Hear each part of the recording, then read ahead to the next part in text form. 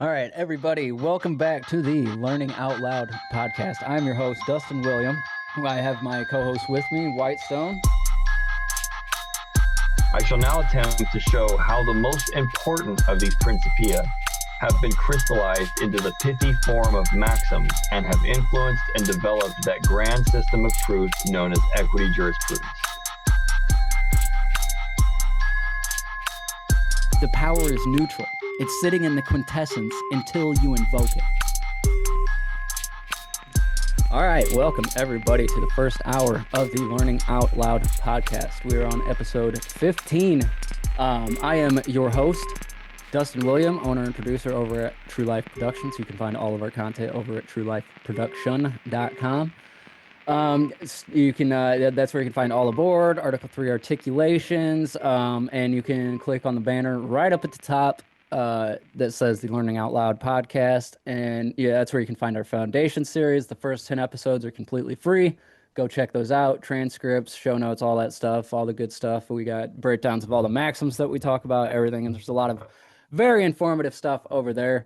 And once you get done with that, you can hit the member button and get the second hour of this show today, along with the show notes and everything, all the extra goodness that goes with it, and it's as well as the access to our private Telegram group. There, once you become a member, there will be a button on each episode that you can join the Telegram group from. So, and that's where we'll be dumping a lot of stuff. Whitestone dump stuff in there. We're gonna get it a little more organized. We're just getting it started out, but that is that. So let's introduce our co-host. How's it going, Whitestone? Oh, I'm doing great. On a point on that Telegram group, I think, we are going to get it more organized, but for right now, I think as we're kind of discovering some things and discovering some nuggets, we're just going to throw those out there for people to kind of chew on. I know that you have posted a couple things, Supreme Court cases, I believe. Mm-hmm. Yeah, and I'm going to post all the Supreme Court cases that we talked about in the Foundation series in there too. So I'm going to get to that. But yeah, sorry. And then I've got a little snippet in there, about origins, the etymology of the word Vatican, which everybody should go and check out. Yeah, that's very interesting. And we're going to be using that in a show coming up. Actually, next week, I think we're going to hit the our first in the series of the Holy Roman Germanic Empire. And we are going to talk about the founding of the Vatican, which is going to be super exciting because we're going to bring that etymology stuff into it. And it's going to be, whew, that's some spice. Those are some spicy nuggets right there. Okay. All right. So anything else you want to say about the Telegram channel or anything before we get into Mr. Joseph's story today? No, I think, once people get in there and start sharing, it'll just kind of grow on its own. But for now, I really am interested in getting to story because it is an entirely different story on its own. Yeah, absolutely. Yeah, man, that's, and I've never really did a deep dive on Story before this. I've read a lot of his literature, a lot of his Supreme Court case and stuff, and I knew a little bit about him and stuff. I knew he was the youngest person to ever sit in the Supreme Court. He's still the youngest person to ever be sat in the Supreme Court at the age of 32. And I think he actually, somewhere in here, I'm pretty sure he is credited with actually still authoring the most opinions in the Supreme Court, if I'm remembering right. And plus, on top of all of his literatures, I mean, he was a savant, honestly, and very interesting character. But before we get into him, I actually wanted to get into his father because there's one. So I will say this about Story. He was a Federalist. He did believe in having a big United States government and the Supreme Court basically having rule over the legislative branch, just like they talk about in the Constitution. And so people take a lot of umbrage with that today. But the fact about it is, and that's why I wanted to get into his father a little bit, because I wanted people to understand like where his thought process came from and why he was a Federalist and why he was so adamant about the things he was in in the United States government, because he came from just awesome people, honestly. So real patriots, and his father. Well, we'll get into it. But yeah, and so yeah, and he actually gets talked shit about a lot by other Supreme Court justices and stuff. I think Andrew Jackson called him the most dangerous man in America at one point. So Which is funny he's because Andrew Jackson was a psychopath. he was a crazy point. Which I mean, I I go back and forth on Andrew Jackson. I love him because he got rid of the second bank of the United States. But Yeah, I love him uh, too, just because his stories about dueling. yeah, he did. Yeah, he was a fucking nut job for Yeah, sure. he was Yeah. absolute.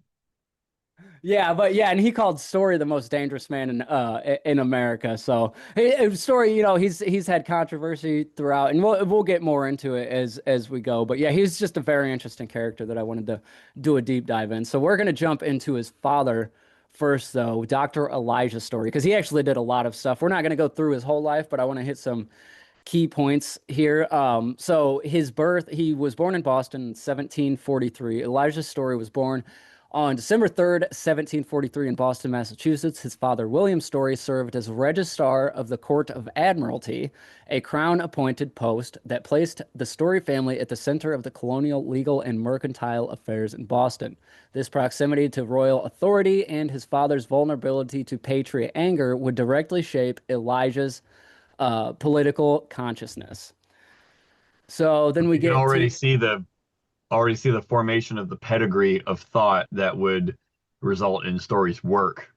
yeah, absolutely. And that's what a big reason why I wanted to hit this, because if you don't understand like where Story's thought comes from, then you might not really understand what he's trying to say and his opinions and stuff and why he is thinking in this way. Because I do believe Story was a true patriot. I think he was a man of God. I think he was just I think he was the best Supreme Court justice to ever hit our Supreme Court. But that can be debated. That's a matter of opinion. But I think he was a great man. But Story's dad, Elijah, he trained as a physician and surgeon, and he was a prominent surgeon. We're not going to get too into that, but he did serve in the American Revolution as a surgeon, and he was very well known for his good work in that. But what I did want to get into is so during the Stamp Act riot of 1764, William Story's Admiralty office at the corner of State and Devonshire Street in Boston was among the properties broken into by Patriot protesters, who sought to destroy a royal stamps, books, and official papers. Hold on, I gotta check something real quick. Okay.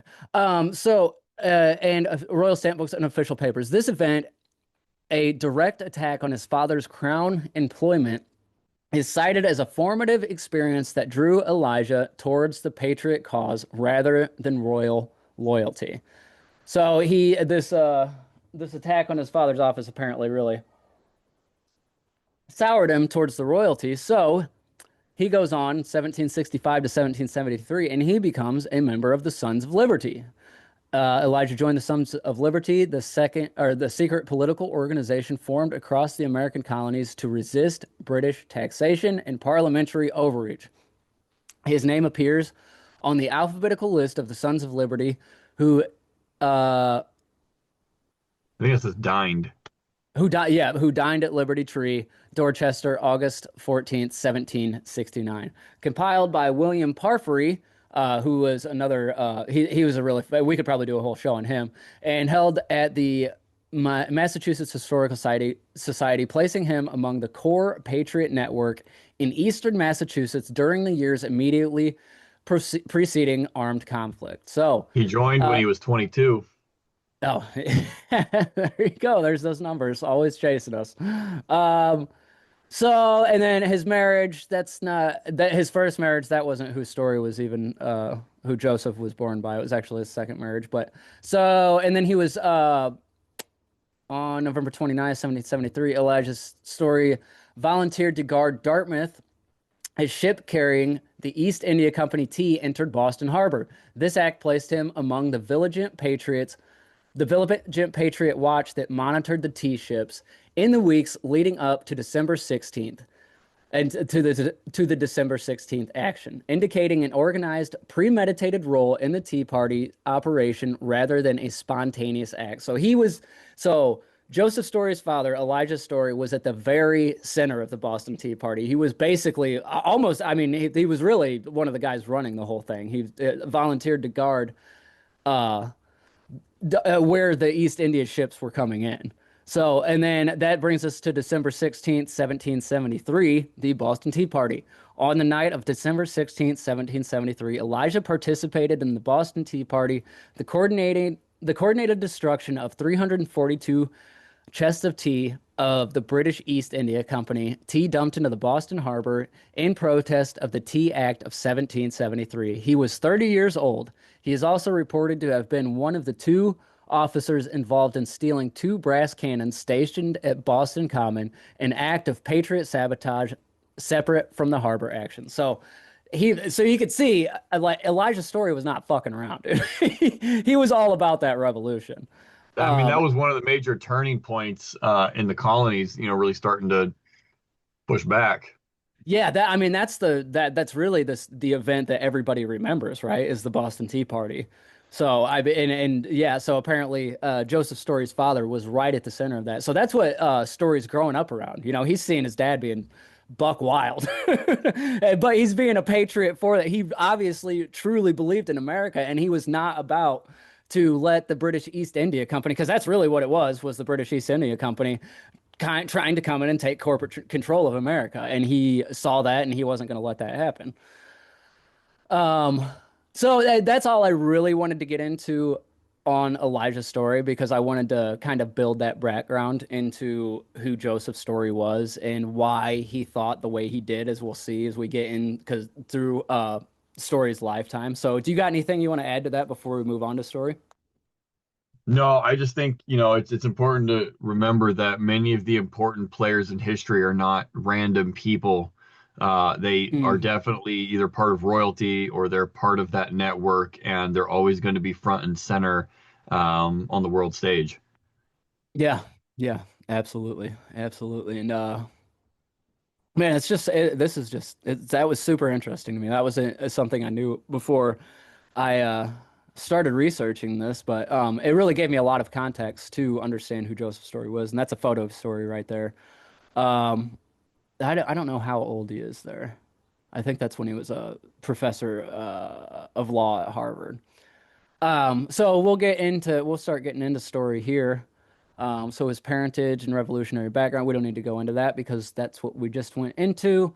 So he was born September 18th, 1779, in Marblehead, Essex County, Massachusetts, the eldest of Dr. Elijah Story's second marriage to Maidabel Patrick. He was the first of 11 children by his mother and one of 18 total children in the combined household. Marblehead was a fishing and maritime town whose charter, Story later wrote, was deeply marked by superstition, eccentric personalities, and distinct dialect, he recalled with affection in his 1831 autobiography.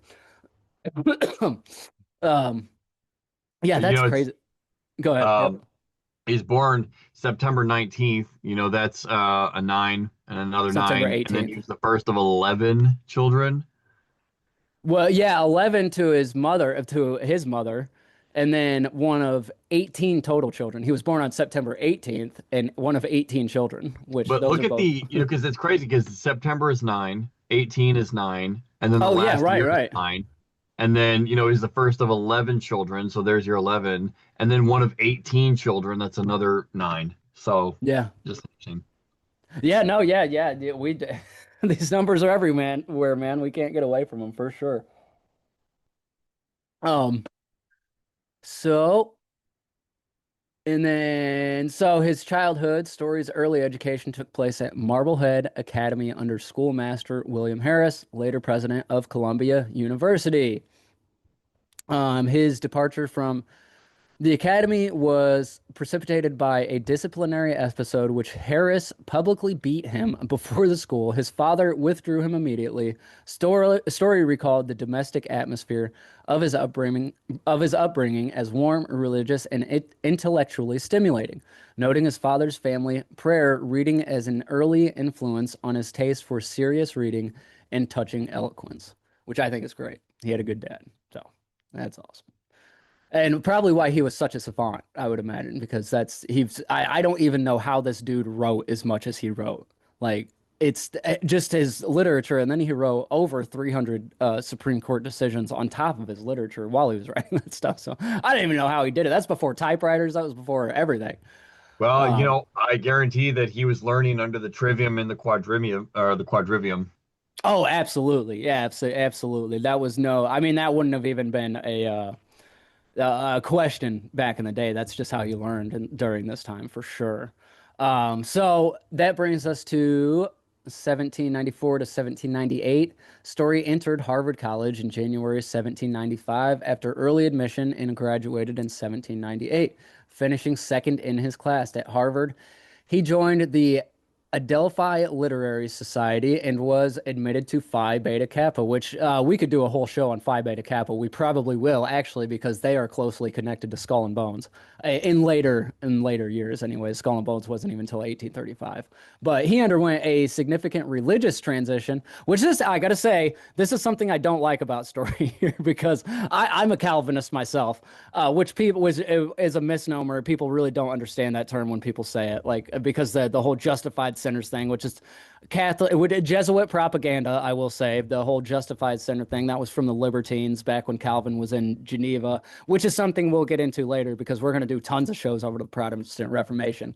But so he went from being a Calvinist, he underwent a significant religious transition during these years, leaving behind early Calvinist influences and becoming a Unitarian, a belief that would prove politically inconvenient through his early career in federalist dominated Massachusetts, which I believe that for sure because I don't know if we covered it on here, but uh, they call Unitarianism the perfect religion for people who don't believe in God.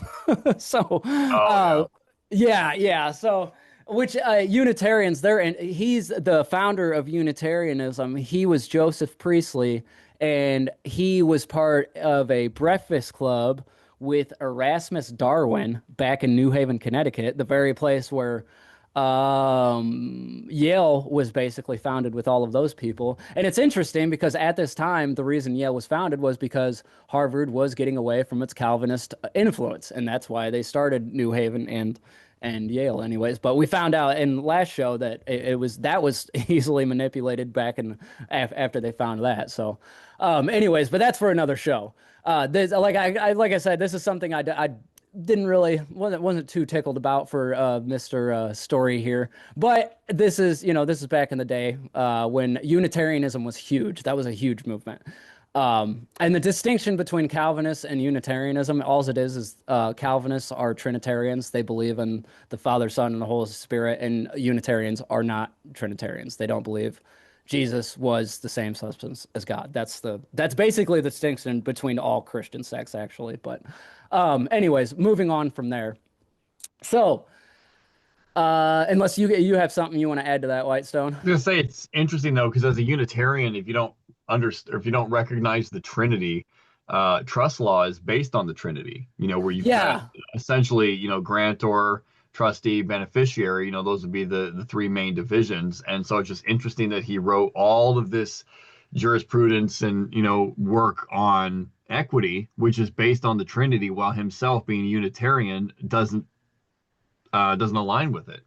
yeah, I thought the same thing. I was like, that is so interesting that he went from Calvinism to Unitarian, and like it's just, yeah, it really blew my mind that that was the transition that was made. But I get, everybody makes their choices, I guess. So it really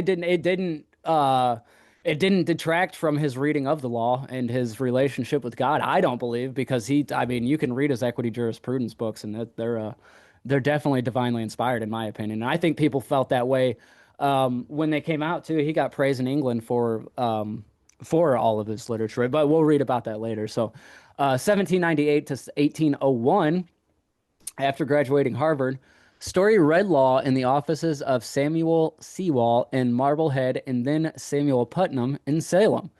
Sewall had presided as a judge during the Salem witch trials, which I also thought was very interesting for Story to study under him. And and come away with what he did in the law. But aftermath and later became Chief Justice of the Massachusetts Supreme Court. So the guy who was presiding judge in the Salem witch trials later became Chief Justice of the Massachusetts Supreme Court. That is Samuel Sewall. So Story was admitted to the bar July 1801. He later described the early study of law as a period of intellectual difficulty and emotional restlessness, but also as formative in his methodological approach to legal scholarship. So, yeah, yeah, I thought that was very interesting. But so Story opened his law practice in Salem and initially struggled to attract clients, in part because his Unitarian religious view and affiliation with the Republican Party were unpopular in Federalist Massachusetts. He gradually built a reputation, particularly in commercial and maritime law.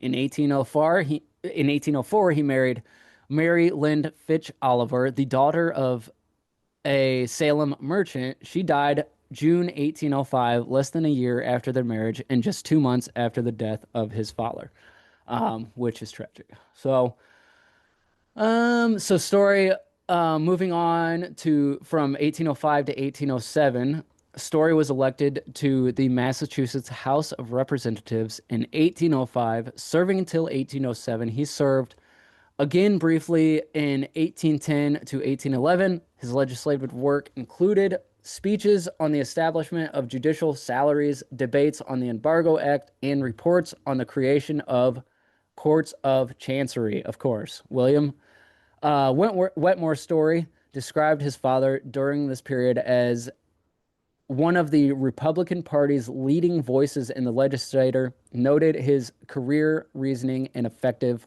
oratory. Okay. So you got anything you want to add to that before we move on? No, I just find the Salem witch trials link there very interesting. I think we could probably do a whole show on what the Salem witch trials were. Oh yeah, I would love to do a show on that, honestly, especially knowing that Story studied under a guy who was a judge during the Salem. That just adds a completely other dimension to it that I had never even considered before, you know. Yeah, I also thought that was very interesting, a very interesting point, especially after his this is after his religious transition, and then he goes to Salem, Massachusetts, of all places, to study law under the people who were presiding over the Salem witch trial. So, yeah, yeah, interesting links back then, man. Interesting stuff. So that moves us on to his second marriage to Sarah Waldo Wetmore, the daughter of Judge William Wetmore of Boston. The marriage proved lasting and deeply affectionate. The couple had 7 children together, but only 2 survived to adulthood: a daughter Mary and a son, William Wetmore Story, who would become a noted sculptor, poet, and the editor of his father's collected letters and biography, which is where I pulled most of this information from, is a book called The Life and Letters of Joseph Story. A lot of this is from Volume 1 because that's where a lot of Story's biography is. But after Volume 1 was released, uh, William kind of he put in there kind of a letter asking people for correspondence between him and his father. So he did release a Volume 2 of The Life and Letters of Joseph Story after that, which is more of his correspondence with like his um, it would probably be more of his judicial, more of the judicial aspect of his life. Um, so, but that brings us to 1808 to 1809. Story served a partial term in the United States House of Representatives, filling the vacancy uh, created by the death of Jacob Corning Shield. His congressional service included a speech opposing the Embargo Act and another on the increase of the Navy. He declined re-election, dissatisfied with the direction of the Jeffersonian policy, and drawn back to his legal career in Massachusetts. And then, so that's when we start getting into um, when Story really started to make a name for himself in the in the law community. So in 1810, he argues Fletcher v. Peck, 6 U.S. 87. That is the exact citation if you want to look that case up on library or loc.gov. So he argues that case before the Supreme Court. Story argues on behalf of defendant John Peck and Fletcher v. Peck, the first case in which the Supreme Court struck down a state law as unconstitutional. At issue was whether the Georgia legislature could revoke a land grant after its membership had accepted bribes in approving it. The court held in Story's client's favor that the state legislature could not void a completed contract and that the subsequent purchaser, like Peck, held valid title as innocent third parties, which we are going to get into a summation of that case after we get done going through Story's life. It's yeah, it's interesting stuff right there. Um, so you got anything you would like to add, Whitestone? No, I think it would be really important to do a deep dive on Joseph Story's very first Supreme Court case, just considering his life and his pedigree and his upbringing, and coming right out of the gate, on a Supreme Court case. I think it's very important we look into that. Yeah, yeah, and I do have that case available. We're just going to go through a summation of it today. We're going to kind of get a feel of it, but I think I think it's like 100 some pages. It's a huge case. So, yeah, we should really do a whole deep dive on that case because I'm sure it's very interesting. Um, and I'm pretty sure it's an equity case if I remember right. So that brings us to 1811, Speaker of the Massachusetts House, Supreme Court nomination. In 1811, Story was chosen Speaker of the Massachusetts House of Representatives. That same year, Associate Justice William Cushing died, creating a vacancy on the Supreme Court. President James Madison nominated Story on November 15th, 1811, after three earlier candidates, including John Quincy Adams, uh, and declined or were rejected. Story, at 32 years old, was confirmed by the Senate on November 18th, 1811, becoming the youngest person ever nominated to serve on the United States Supreme Court, a record that remains unbroken as of 2026, the year we are in right now, which is impressive. That is pretty impressive. 32 years old. Um, February 3rd, 1812, he's sworn in. Story took the oath of office as Associate Justice on February 3rd, 1812, and was allotted to the First Circuit, which he would ride for the remainder of his life. His circuit covered Massachusetts, Rhode Island, New Hampshire, and Maine, requiring him to hold court twice yearly in each state, in addition to his regular attendance at the Supreme Court in Washington. The travel demands of circuit riding remained one of the most physically taxing aspects of his tenure throughout his career. Yeah, were you aware of how circuit courts got their name? No, I was not aware of that.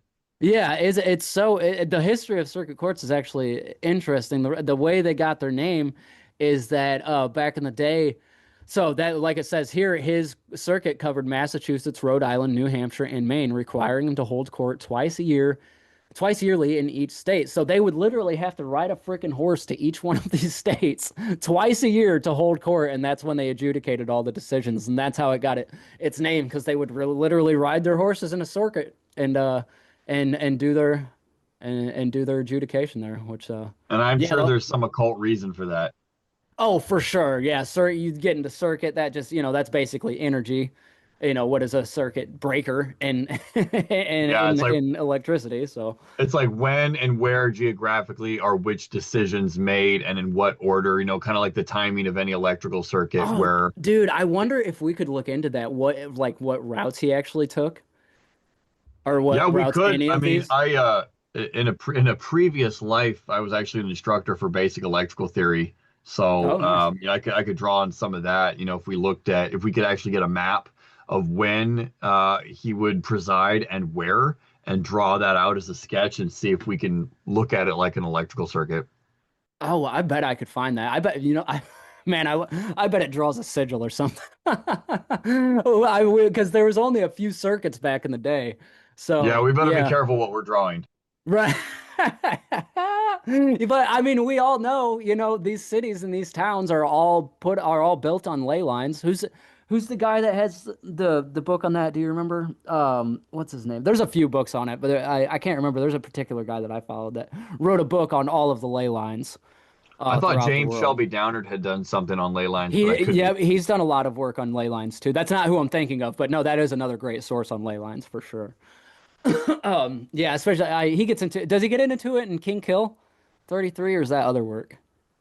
Oh, that I'm not sure. I think there are references to ley lines in there, but I don't think it's an expose on ley lines themselves. But he definitely makes references to where Okay. certain events took place.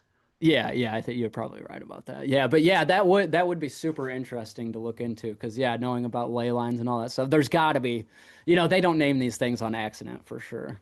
Well, no, because I mean it's the same way with roads. Because if you think about the way that Yep. roads connect cities and connect towns and the shapes that they make, and you have people in vehicles driving around with intent and purpose in a certain shape, those do create, energy centers. Or I mean, a lot of it goes back to the electrical circuit as well. That's why roads are shaped the way that they are, and it's no surprise that the circuit courts are, the same thing. Yeah, yeah, absolutely. I mean, yeah, that's what is it, Route 66 that goes all the way through America, and that's supposed to be directly on a ley line pretty much the whole time. And then you get into the whole Isaac Cappy thing. I don't know if you know about that, but that's a whole fucking other wild, No, wild I'm not story. familiar with that, but I do know that, Route 66, the reason that it's branded, there's like an entire culture and I guess tradition around that route. And then, a lot of the things that are along that route, you look at that and you can figure out what's the nature of the thing that they're trying to tell you. Yeah, yeah, absolutely. And that's So, yeah, the reason I bring up Isaac Cappy, that our audience might be familiar, but he was kind of a Hollywood whistleblower. I don't want to say the hot words because we're on the first hour and this goes out on all the social medias, but he was a Hollywood whistleblower. People will understand what I'm talking about then. But he quote unquote offed himself on a highway on Highway 66 over a ramp, and it's supposed to be a whole esoteric land plot there. So yeah, but yeah, just to connect it to broader topics with what we're talking about. Um, so we'll move on. We'll start get back to Joseph's story here. Start talking about ley lines. So from 1812 to 1816, stories early years on the court were marked by an immersion in admiralty and prize law, the dominant legal challenges of the War of 1812 era. oh, wow. Yeah, he administered equity jurisdiction on his circuit with a thoroughness his son described as transformative, and I will agree with that. Developing doctrine in an area that had been largely underdeveloped in American courts. Chief Justice Marshall quickly recognized Story as his most capable and intellectually aligned colleague, and the two formed a jurisprudential alliance that would define the Marshall's Court nationalist character, which I think is great because I like Justice John Marshall too. He was a Federalist too, but it is what it is. Like I said back in the day, these guys, yeah, they really believed in. I think a lot of the Federalists actually believed in the United States and what it was supposed to be, and what I do think it was for a while. I think these guys really did have good intentions. Even I know they're Freemasons and blah blah blah, but whatever, whatever, dude.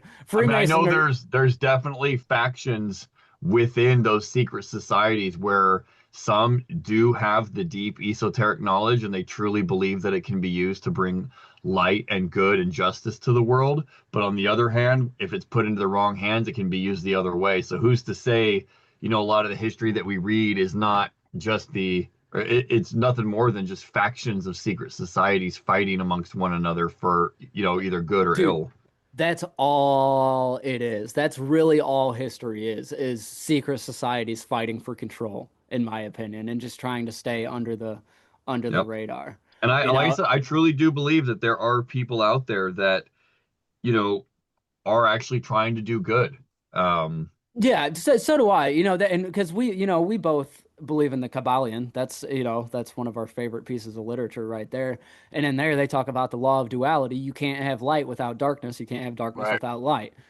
So if there's people out there doing, and that's one thing that really brought me to where I am is understanding that there is pure evil in the world. It's out there. Believe me, it's out there. If you all It you got to really do is is. look a little bit. And but knowing what I know about the laws of duality, if there's pure evil, then there's pure light. and there's everything in between that spectrum. So it's not, as bad as it seems. The media just wants you to believe that because they're in control of your perceptions. So once you step away from that and you actually get into reading something else, not watching the news and not watching all this crazy stuff go on around the world, and really I like to get more localized in everything doing, there's a great Buddhist philosophy, tend the parts of the garden that you can reach, meaning, change the stuff in the life in your life that you have the ability to change. And then, don't worry about everything else. Meditate on it is what I like to do. And that's, I would love to do like a group meditation kind of thing. I've done a few of them before. Have you ever done like a group meditation? Um, no, I'm not like a people person. A lot of that's not true. I mean, like I said, I spent most of my career, teaching and public speaking. But for me, when it comes to, things of that nature, I kind of see it as the difference between public and private. You can do certain things when you're in public with other people and reach certain areas, but when you're in private, it's much different. But I do think that, a group of people concentrating and having intent towards the same goal, as long as it's benevolent and it's for light, absolutely is a good thing and should be encouraged. Yeah, yeah. Meditating in private and meditating in a group setting is two completely different things. Absolutely, for sure.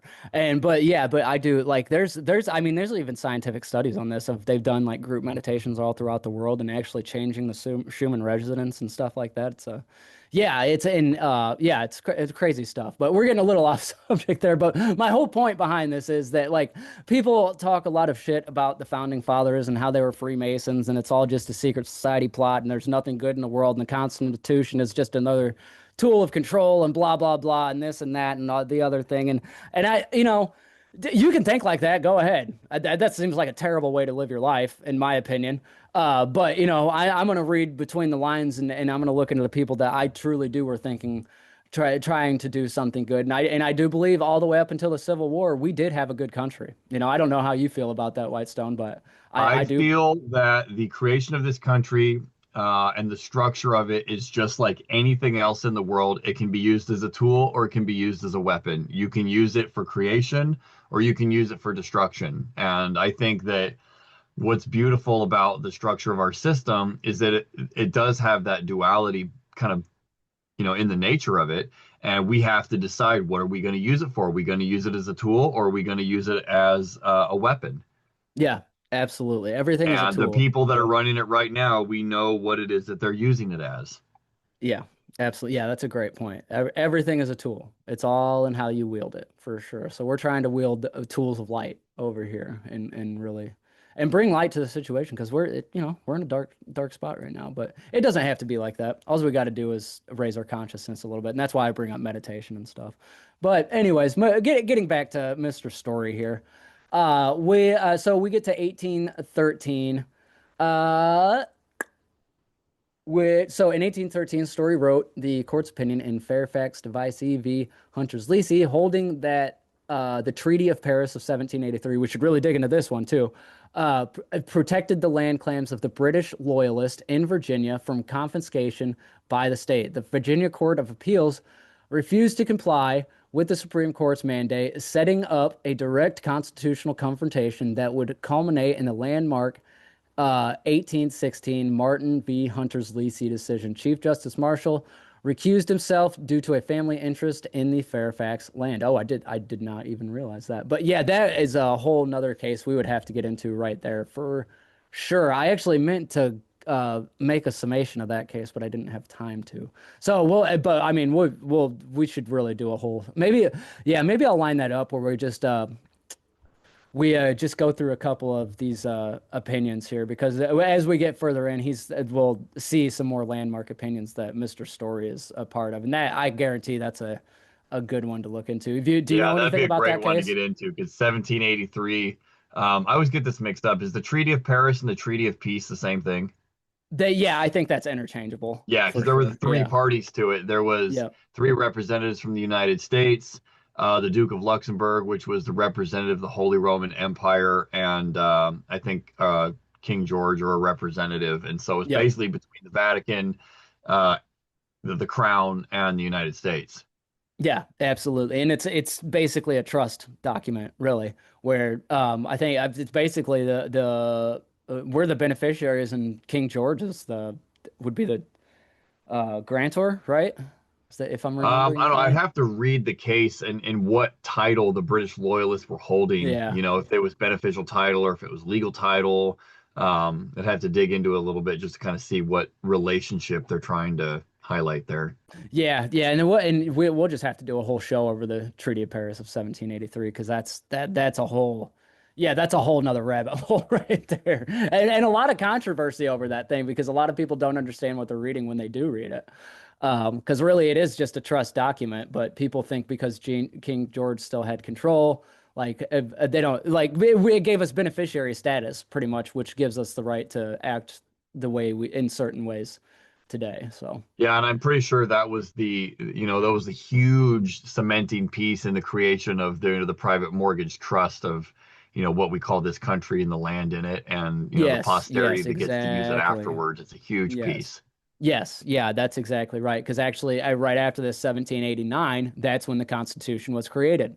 So, yeah, there's a very big chain of events that happens right there that has a lot of misunderstanding around it for Yeah, sure. it's So like they yeah, we created the trust relationship in 1783, and then they enshrined it and protected it in the provisions of the Constitution in 1789, a couple years later.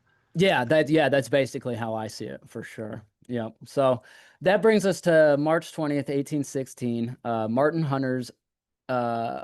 Hunter Martin v. Hunter Lacey, 14 U.S. 304. So Story delivered the unanimous opinion in Martin v. Hunter's Lacey, 1816, the first case to assert definitive Supreme Court appellate authority over states courts in all civil matters involving the federal constitution, statutes, and treaties, writing for a court from which Marshall had again recused himself. Story grounded federal judicial supremacy in the text of Article 3 and the nature of the constitutional compact itself, arguing that the Constitution was ordained not by the states in the sovereign capacity, but directly by the people of the United States. Historian Charles Warren would later call this decision the keystone of the whole arch of federal judicial power. So basically, Joseph Story is the one who really created federal judicial power through this case. And that's a Uh, powerful statement there that the yeah, Constitution was not ordained by the states in their sovereign capacities, but by the absolutely. people of the United States. Yes. Yeah, which yeah, that's a big distinction right there. Huge Yeah. distinction. And if the Yep. people of the United States have vested their judicial power in a Supreme Court, then therefore the people speaking kind of have ordained the federal judicial power thereby. That's how Story read it. That's how I read it. I do believe, the law circles that we follow, that's how they understand it too, right? Because I mean, the Yeah. process that we follow, that we use the Constitution as our authority. That is the And only they're authority that we making use. references to the keystone and the arch, which are Masonic terms, and when they speak of Yes. federal judicial power. Yes. Yeah. Oh, yeah. I didn't even catch that. The keystone of the whole art. Yeah. I bet Charles Warren is a fucking Freemason for sure. And That's, I yeah, good catch. just to put another thing on the docket, we really should look into that word keystone and Yeah. its use because I don't know, one of the industries that I have just left, Keystone was a massive player, and it's tied into how we build things, where construction materials come from, and if you follow that all up the chain, you find that that word keystone is actually at the top of the building industry, the construction industry, which again relates Mm. to the operative side of masonry, which is the building side. That would be something I think, lend a lot of info to, Yeah, that just would based be on my own great. experience.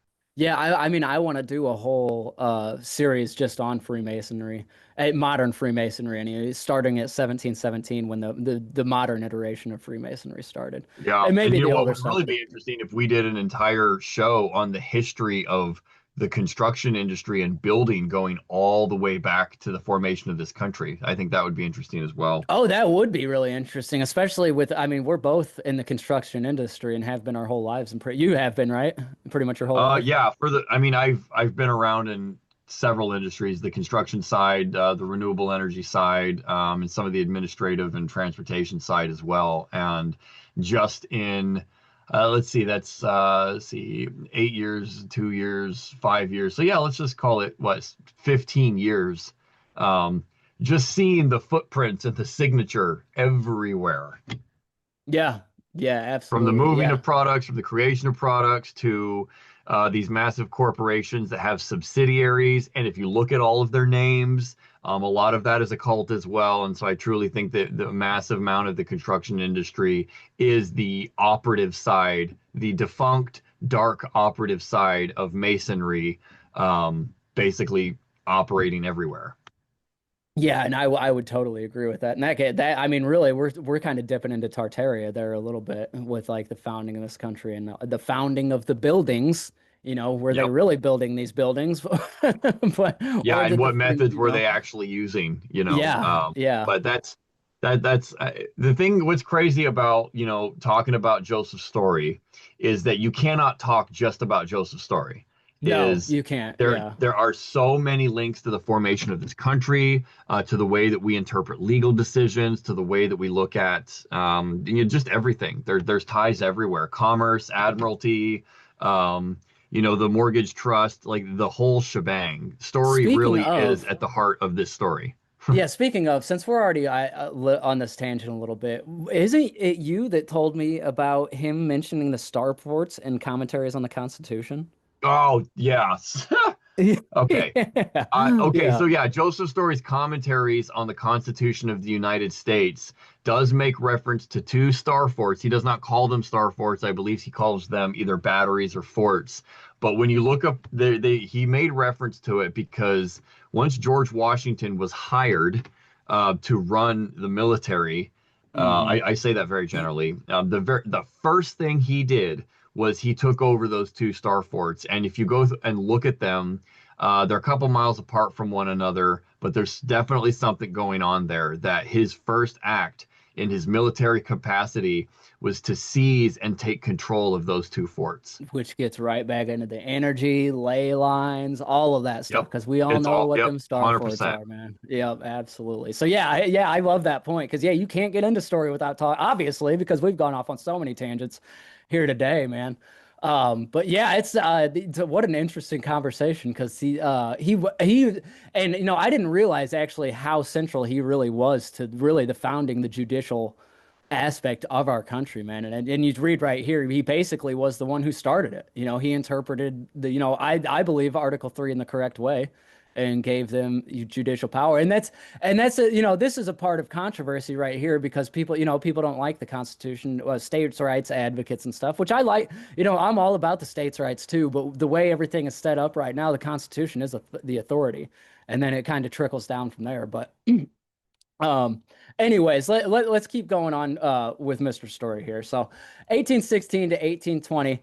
In February 1816, William Pinckney, the foremost advocate at the American bar, offered Story his entire Baltimore practice worth an estimated $20,000 annually if Story would resign from the court.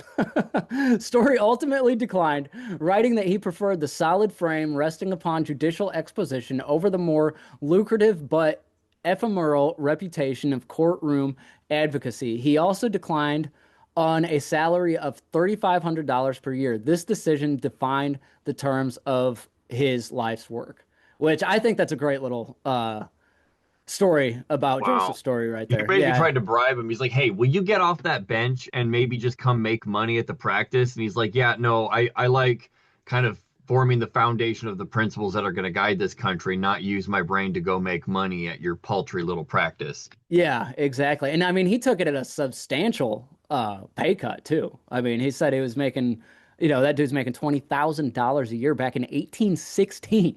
And Story's making $3,500 a year. I mean, that right there, goes to my point. That shows that I believe Story was a true honorable man. And we're I gonna, agree. yeah, bolster that point a little bit here and a couple of the other points about him. So, Godly, eight, godly and righteous men should always forego material possessions in the acquisition of wealth, yeah. in favor of standing on principle. Yeah, 100%. Absolutely, absolutely. And that's why I do believe he was the greatest Supreme Court justice to ever grace our Supreme Court. So we get from 1819 to 1820 circuit charges on the slave trade and La Jean Eugene. Beginning in 1819, Story delivered a series of forceful circuit court charges to grand juries condemning the Atlantic slave trade as a violation of the law of nations. In his circuit court opinion, the United States v. Lejeune Eugene, he held that the slave trade was contrary to natural law and international law, though he declined to apply the ruling extraterritorially to a French vessel. These charges and opinions proceeded and sharply contrasted with his later Prigg decision. Which I mean, yeah, that's a matter of opinion there. If because I do believe Story is probably looking at it through a lens of equity. So he's really just doing the right thing because he didn't go extraterritorially onto the French vessel. He just read the law in the right way. So It's did you? interesting too that he started out in doing admiralty cases and Hmm. prize because prize is the what would you call it? The treasures of war on the ocean or on the Yes. waters, and On booty land, is it's the treasures booty. of war on Yep. land. Yep. And there's another reference to this. I think it's a deleted scene. You have to look for it in Pirates of the Caribbean, and I think it's in one of the Mm. later movies where they show the reason why it is that Jack Sparrow and that character Beckett had such a falling out is because I believe that at one point Jack Sparrow was working for Beckett and ended up leaving, and the line that he told him is that people are not cargo, mate, and ended up Mm. that's why he ended up leaving. And so later on, um, because I think it's in, I don't know, maybe the fourth or the fifth one that they show that way before the movies had even started, Sparrow was working on one of the ships that Beckett had owned and ended up leaving because he said people are not cargo, making reference to Mm. the East India Company being involved in slave trade. Yeah, aren't those movies all about like the East India Company and Yeah, it all that definitely stuff back has to then? do with that whole vein. There's so many references we could get into with those movies. But again, I just wanted to draw the parallel because Story was adjudicating cases based in maritime, and now he's also talking about the slave trade and everything else. So I definitely think there's a reference there to where, people are not cargo. And I think in the movie, the people that were cargo were not, they were all different types of people, all different colors of people. So, this just adds another layer to the Yeah, story, I guess. absolutely. And yeah, it's interesting you say that because we'll learn later he actually adjudicated another Supreme Court case about uh a slave ship basically, and these people were trying to steal these slaves, but Justice Story felt that he felt differently about how these feel, but we'll read about that in a little bit. Let's get there. So, 1820 to 1825, Story participated actively in the Massachusetts Constitutional Convention of 1820, speaking against proposals to reduce the salaries of state judges. He also drafted what became known as the Crimes Act, codifying federal criminal law, one of many instances in which he performed substantial legislative drafting work behind the scenes. During this period, oh, I didn't even, yeah, I guess I didn't even realize that. During this period, he also drew up the rules of equity practice for his circuit and began contributing substantial articles to Encyclopedia Americana. Oh, dude, I didn't even know there was an Encyclopedia Americana. I'm gonna have to look for that. Yeah, it's just another set of books I'm gonna have to get. Yeah. Yep, absolutely. So it gets us to 1825 to 1829, final pre-Harvard years correspondence with Lord Sowell. Story delivered the Phi Beta Kappa oration at Harvard in 1826 and the Continental Discourse on the Settlement of Salem in 1828.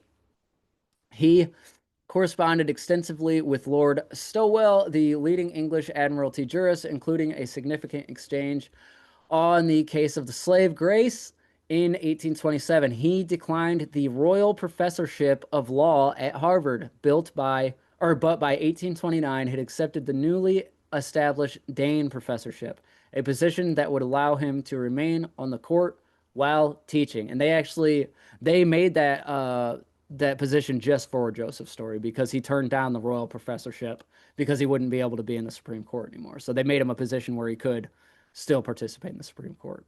So, which I thought was pretty cool. So August 25th, 1829, Story was inaugurated as the first Dane professor at law at Harvard University alongside John H.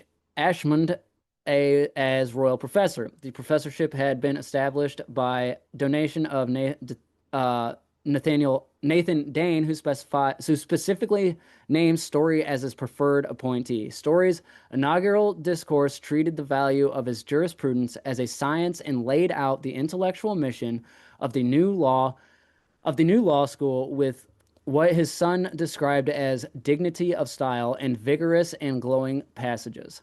He would hold the professorship simultaneously with a Supreme Court seat for the remaining 16 years of his life. Okay. So we get to his autobiography in January 23rd, 1831, writing from Washington on January 23rd, 1831, Story composed an autobiographical letter to his 13-year-old son, William, covering his parentage, childhood, religious development, and early legal career. The letter is the primary first-person account of Story's formative years and reproduced as the opening chapters of the life and letters of Joseph Story. He describes writing quote, very frankly and freely in a manner of which would not be justifiable if this were designed for the public. Which, yeah, like I said, this is where I pulled a lot of this information from, and you can get the Life and Letters of Joseph Story, Volume 1, right on archive.org. I'll probably throw it in the Telegram chat too, actually. But yeah, it's a pretty good letter. I liked it. It's a pretty good. It actually inspired me. I think I'm going to do the same thing with my son. Probably write him a letter explaining everything when he's about that age too. So pretty cool thing. Um, so you got anything else before we get into his literature? No, let's go into what he wrote. Okay, cool. So yeah, I thought we were gonna have time to get into Supreme Court cases today, but apparently Mr. Story is a lot more interesting than I first realized. So we'll just finish up with this timeline, and then we'll be jumping on to hour two. But here we get into 1833 or 1832. Sorry.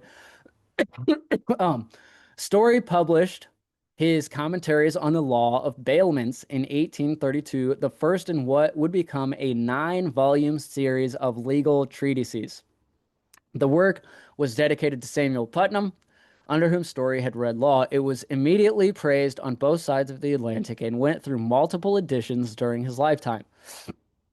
By the time of his death, his book royalties alone earned $10,000 per year, more than double his $4,500 annual salary as Associate Justice, which you see right there. A man of God turned down the greedy money from the lawyer, and then now he's making basically, pretty close to the equivalent amount after he just writes a book on his own. Doesn't sell his soul. So I thought that was a pretty cool point of Mr. Story right there. So then we move on to 1833, and this is the book we were just talking about. He publishes commentaries on the Constitution of the United States. Story publishes his 3-volume commentaries on the Constitution of the United States in 1833, the second comprehensive treatise on the provision of the Constitution, and the work for which he is best remembered as a scholar, and I will agree with that. It attacked doctrines on state sovereignty and nullification, arguing for a broad nationalist reading of federal powers. The commentaries received immediate praise from Chief Justice Marshall, Chancellor Kent, and leading jurists in England and continental Europe, and remains a foundational text of American constitutional scholarship. So you've dug into that book a lot more than I have. You've read quite a bit of it, haven't you? Oh So no, I looked at, commentaries on the Constitution. oh yeah, commentaries on the Constitution is a very good read. So it opens up. He does an exposition on the formation of each individual of the original 13 colonies. So Nice. all of the 13 colonies, he goes into how they were formed, what charters, who was involved, some of the issues that they had, back and forth with the king. Some of them had their charters revoked. Some were pretty much left alone. And then he goes into the Constitution after that. It's a very, very good read. It's very telling. If you look at it with sort of the eyes that we look at it, which is the story that we're all living is much larger, much broader. You know, we get into star forts and everything like that. You can pick a lot of Hmm. that stuff out in there. Yeah, nice, nice. Yeah, I know Um, you've dug into that a lot more than I have. So, and then the law of bailments as well. That was going to be my next story read because oh, okay. uh, it's commentaries on the law of bailments with illustrations from the civil and foreign law. That is the full title. Okay, nice, And nice. a great resource for these legal texts is a website called the Law Book Exchange. Mm-hmm. Um, they're based in New Jersey. Their address is 33 Terminal Avenue. So, Of course it is. um, but the Law of Bailments, is published in 1832.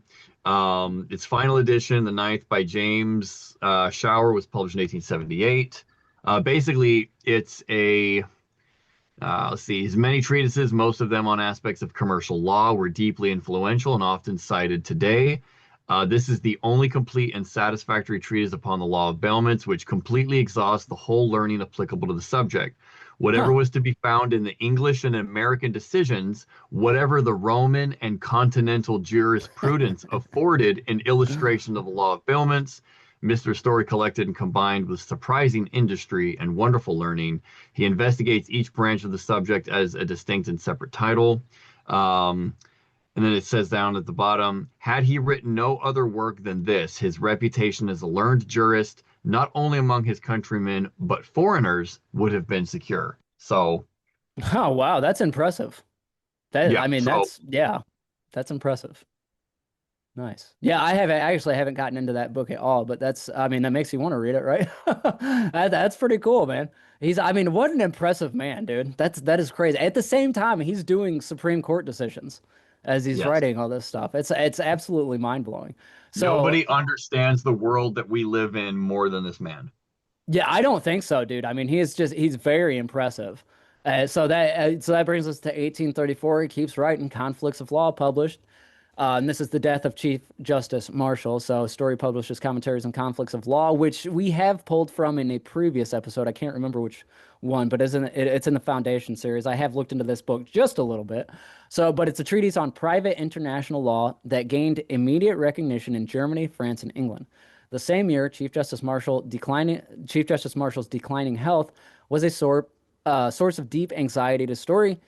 He had aligned himself politically and jurisprudentially with Marshall since 1812. Marshall died on July 6th, 1835. Story delivered a memorial discourse and composed ele- elegiac verses for a proposed cent- what, cenotaph. I don't even know what those words mean. Do you know what those are? An Let me elegiac? take a crack. Yeah, Marshall died on July 6, 1835. Story delivered a memorial discourse and composed, yeah, I don't know, Yeah. elegiac verses for a proposed cenotaph. Huh. I'm assuming that's a specific type of oration. Huh. Yeah, Interesting. it's got to be some kind of, let's see. El Elegiac is primarily a misspelling of the correct term.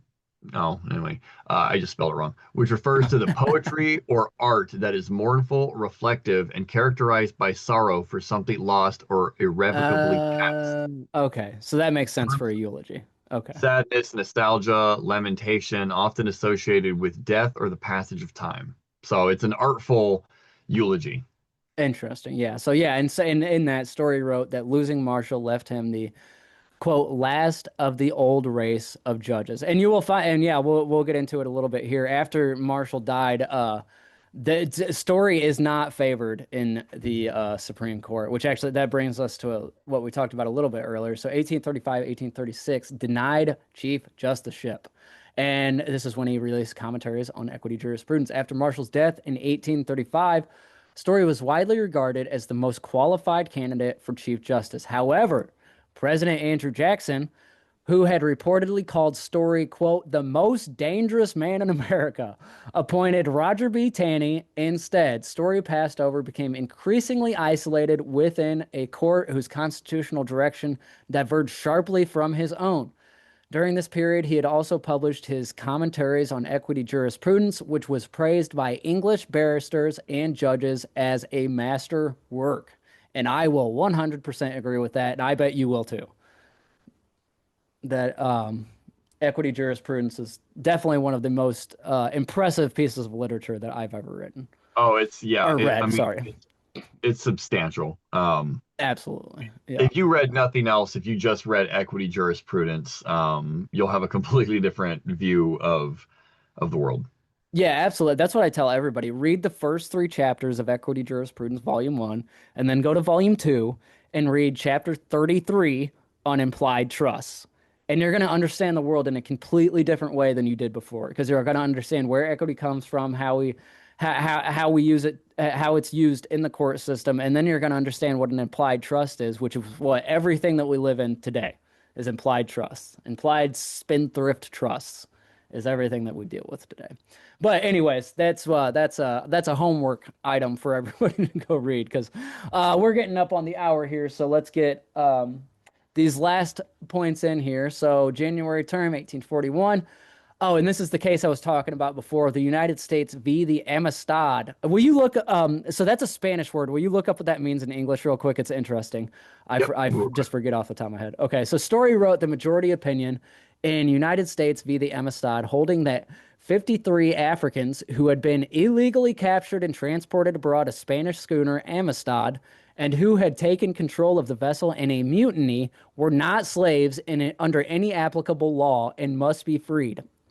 The case turned on whether the captives had been lawfully enslaved under Spanish law. Story found that they had not been. As of 1820, as the 1820 treaty with the Spain prohibited the African slave trade, the court freed the surviving Africans. They returned to Sierra Leone in January of 1842, which that's a very interesting case. I actually have read that one. I have it in audiobook actually. If anybody's interested, I might just drop that in the Telegram. But yeah, it's a very interesting case to read. Did you find that definition of it? I did, and so they actually make a pop culture reference here because there was a movie about it.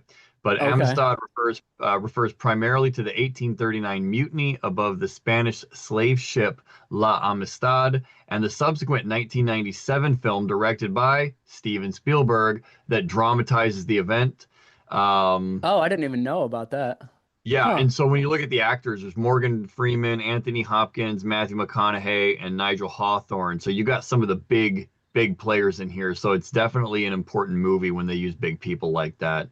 Um, let's see, the historical event in July of 1839, enslaved Mende people led by Joseph Klinke rebelled against their captors on the schooner La Amistad off the coast of Cuba.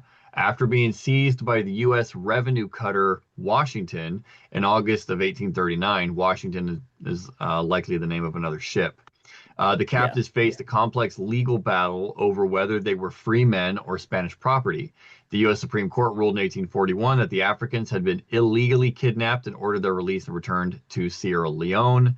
And then it goes and talks about the movie in 1997. Oh, Uh, interesting.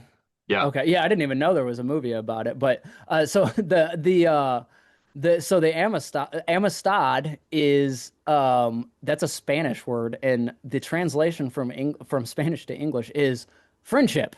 So they were aboard the slave ship Friendship, which I thought was very interesting. Wow. But isn't that cute?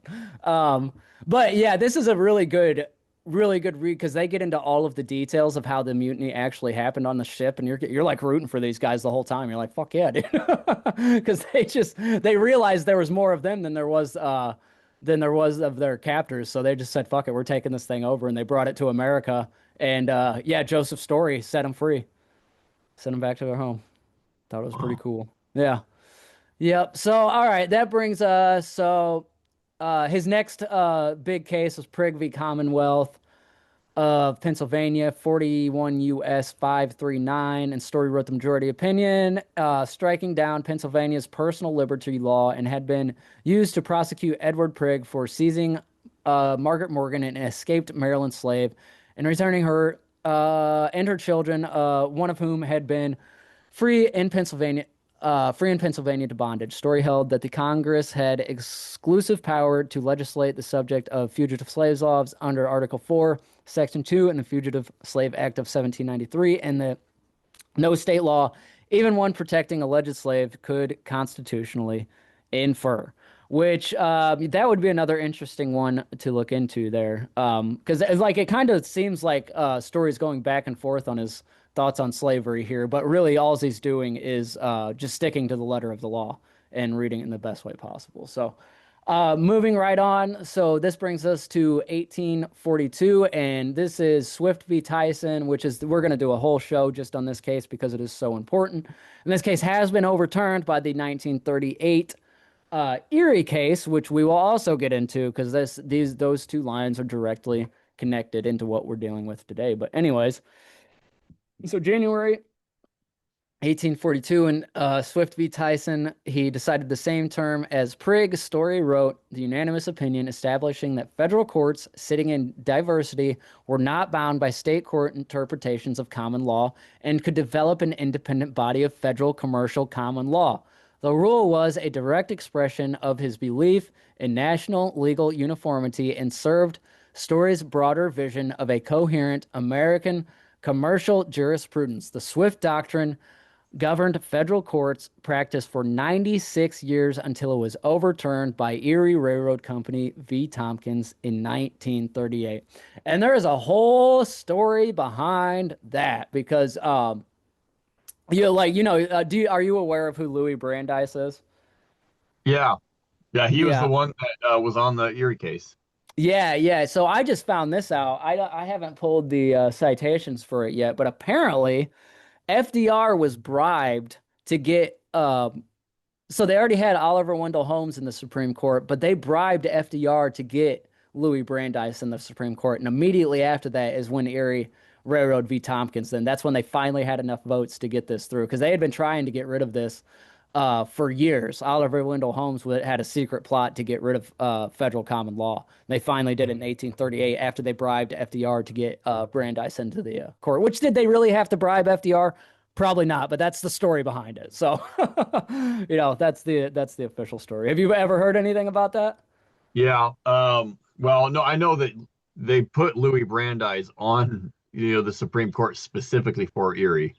Yeah, yeah, absolutely. Yeah, there's a whole giant ugly story behind it. But so let's move on because we're over the hour now. So let's finish up with Mr. Story here. So 1842 to 1844, declining health, isolation of the Taney Court. By 1840, Story found himself increasingly at odds with the Taney Court majority on question of federal power, commercial regulations, and constitutional interpretation. His health deteriorated under the combined demands of circuit riding, professional duties, and continuous writing. William Wentmore's Story recorded that his father was often, quote, forced either to assume the attitude of dissent, which was particularly ungrateful to his nature, or by his silence to yield apparent adhesion to doctrine, at variance with all his previous decisions. So, he opposed in 1844, he opposed the annexation of Texas. Story wrote to Honorable Ezekiel Bacon, expressing his firm opposition to the annexation of Texas, which he regarded as both unconstitutional and reckless extension of slave power. He predicted that the admission of Texas as a slave state could lead to a, quote, dissolution of the Union, and called the measure a, quote, a grossly unconstitutional act. He had expressed similar positions privately on the Missouri Compromise and consistently in letters on slavery throughout his career. So, bringing us to April 2nd, 1845, letter to Reverend Brazier announcing intent to resign. So, writing to Reverend John Brazier from Cambridge in April 2nd, 1845, Story discloses that since the presidential election of 1844, he had determined to resign my office as a judge of the Supreme Court, thinking that I could no longer, in the actual state of the country, be of any further use there. He intended to devote himself entirely to the Harvard Law School professorship, and Harvard Corporation had offered him a substantial salary increase to make the transition feasible. He died before he could carry out the resignation. So that brings us September 10th, 1845. Joseph Story died in Cambridge, Massachusetts on September 10th, 1845 at the age of 65 years old from an illness that he had been worsening over a year under the strain of his combined judicial circuit and professorship duties. He died before he could execute his his planned resignation from the Supreme Court. His death was announced in federal courts across the country in Massachusetts, New York, Pennsylvania, and Tennessee, each of which adjourned in tribute. He was buried in Mount Auburn Cemetery in Cambridge, where his grave is marked by a monument executed by his son, William Wetmore Story. Associate Justice Levi Woodburn succeeded him on the court. So that's it. That is it for the life of Joseph Story, a truly amazing man, in my opinion. So you got anything you want to add to that, Whitestone? No, not without, covering another several hours. Yeah, I know. Yeah, we could honestly probably keep talking about Mr. Story for another hour here, just winging it on him. But I think you guys have gotten an entire dose of the life of Joseph Story, and we didn't even get a chance to get into some of the cases that he adjudicated. So I guess I'm just going to have to put that on the docket for later days. So that brings us to the end of hour 1 of the Learning Out Loud podcast, episode 15. Thank everybody for joining us. Glad you made it this far, and hopefully we will see everybody over at truelifeproduction.com. Click the Learning Out Loud podcast banner up at the top. Once you're there, click become a member.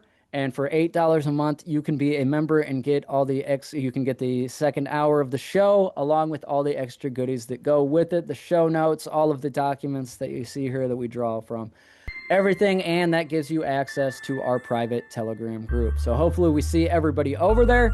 And thank you for joining us. And never forget to seek truth and honor the Creator above all. And let that be the whole of the law.